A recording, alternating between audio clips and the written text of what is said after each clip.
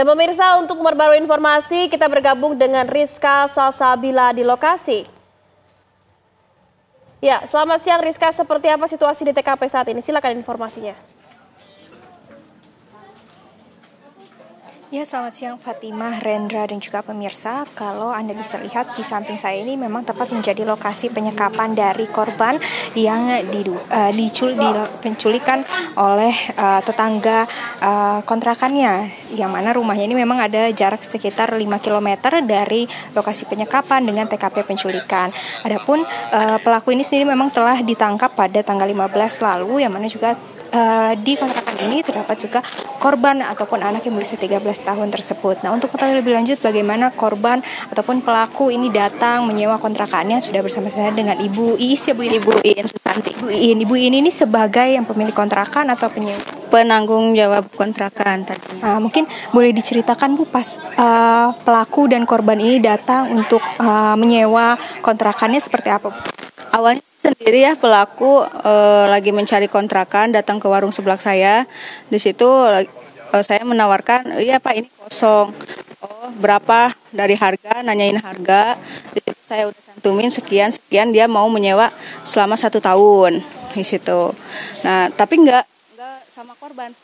Tapi pelaku itu menyebutkan nggak kalau dia sudah berkeluarga atau akan membawa anak keluarga seperti itu? Iya, dia menyebutkan di sini dia ngontrak bakal sama istri sama anak bungsunya juga gitu, yang masih kelas 1 SMA katanya gitu.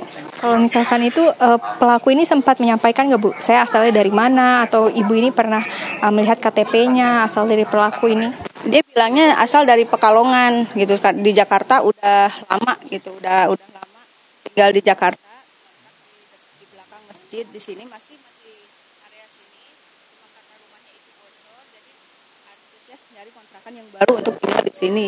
Mulai tinggal di sini itu kapan? Kalau dari kesininya mah sekitar tanggal 10 hari Kamis harus sini. Tapi kalau untuk pindahan itu malam Minggu di sini, malam Minggu interaksi selama saya 2 hari, malam Senin sama malam Selasa. Tapi Ibu sempat bertemu dengan korban kah, anak yang berusia 13 tahun? Kalau untuk masalah korban tiap malam main di warung sebelah saya, bahkan kan sebelah saya juga di situ. Saya pun nanya, mama pulang jam berapa? Jam 11, jam 12-an tante pulangnya, katanya gitu. Oh ya udah, kalau misalkan mama sama papa lagi kerja, Ade main aja di sini, jangan sendiri. Tapi korban ini mengaku bahwa dia anak dari pelaku, begitu ya? Iya, itu ayah saya, dan pelaku juga bilang itu anak bungsu saya gitu. Nggak ada curiga sama sekali. Ini sempat ada indikasi ada kekerasan seksual atau dipaksa seperti itu. Ada sempat suara-suara mencurigakan kah Ibu, dari, kan Ibu tinggal tepat di sebelahnya ya? Ada sempat suara mencurigakan begitu? Nggak ada sama sekali Mbak, nggak ada suara apapun teriak atau hening aja, kayak masih kosong aja gitu. Makan pas polisi gerebek rumah kontrakan ini, saya bilang ini kosong Pak Polisi, nggak ada orang, katanya gitu. Udah emang kosong kayak gini Mbak. Tapi berarti Ibu tidak tahu kalau misalkan anak itu ada di dalam atau enggak, itu nggak tahu? Tidak tahu, kecuali anak itu selama 2 hari itu emang keluar, tapi suka malam, tapi nggak lama, paling 1-2 menitan aja gitu. Mungkin kalau boleh diceritakan, si anak ini sempat berceritakah kalau dia keluarganya ini ataupun sekolah di sini, itu bagaimana Bu? Enggak ada cerita, diam anaknya Mbak.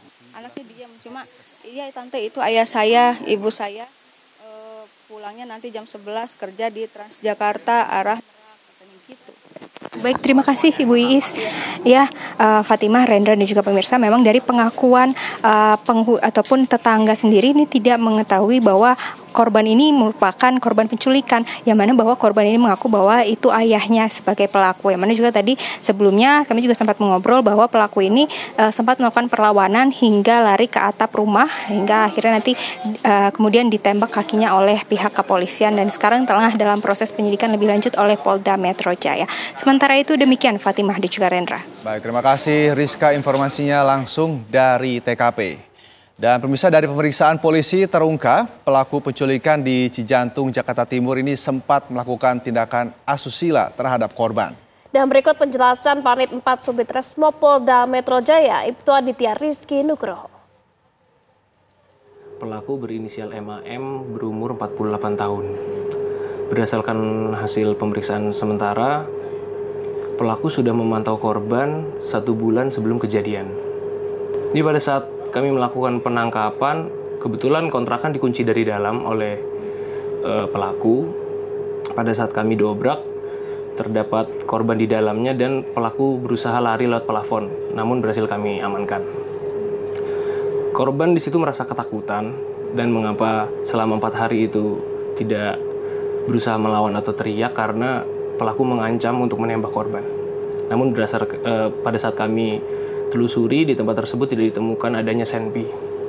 Berdasarkan hasil visum ditemukan adanya robekan di selaput darah dan juga sperma, dan kami cocokkan di hasil pemeriksaan pelaku melakukan pemerkosaan atau pencabulan sebanyak 3 kali.